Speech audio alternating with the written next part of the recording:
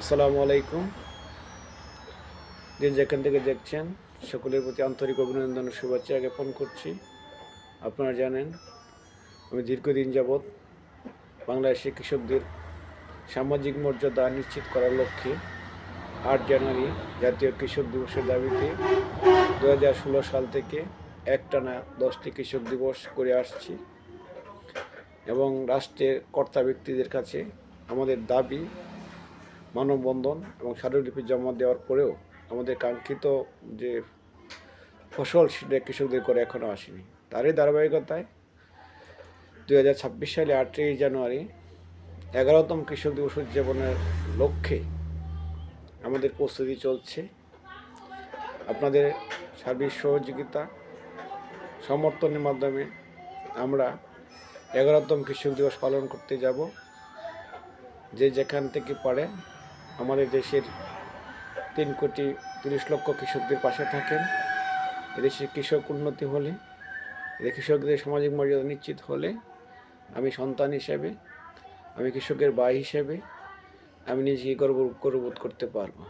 আপনারা জানেন পৃথিবীর সকল পেশাজীবী মানুষদের সম্মানজনকভাবে মূল্যায়ন করা হয়, কিন্তু আমার দেশের খাদ্যের যোগানদাতা যাদের খাবারে আমরা সারাদিন চলাফেরা করি, যাদের করের টাকায় আমাদের বেতন হয়, তাদের প্রতি আমরা মূল্যায়ন করতে পারি না।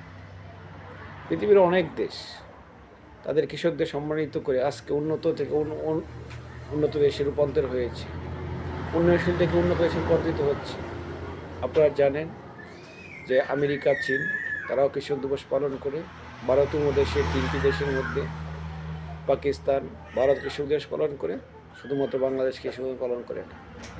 বাংলাদেশের ইতিহাসে আমরাই প্রথম 2016 সালে 8ই জানুয়ারি জাতীয় কৃষক দিবসের দাবিতে প্রথম কৃষক দিবস পালন করি। 5ই আগস্টের পর বর্তমান উপদেষ্টা পরিষদ, মাননীয় প্রধান উপদেষ্টা যে সংস্কার নিয়ে এসেছে, চিন্তা ভাবনা করেছিল, কৃষিক্ষেত্রে কোনো কিছু বাস্তবায়ন হয়নি।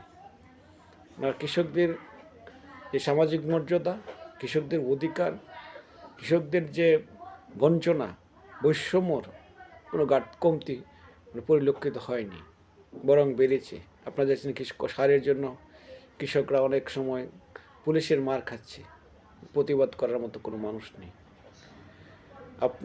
আমরা যদি পাশে থাকি, প্রতিবাদ জানাই, তাহলে এদেশে কৃষকরা তার অধিকার ফিরে পাবে। কৃষকরা তার অধিকার ফিরে পায়, তাহলেই কৃষি প্রধান বাংলাদেশে কৃষক হবে লাভবান, দেশের অর্থনীতি হবে বেগবান। ধন্যবাদ।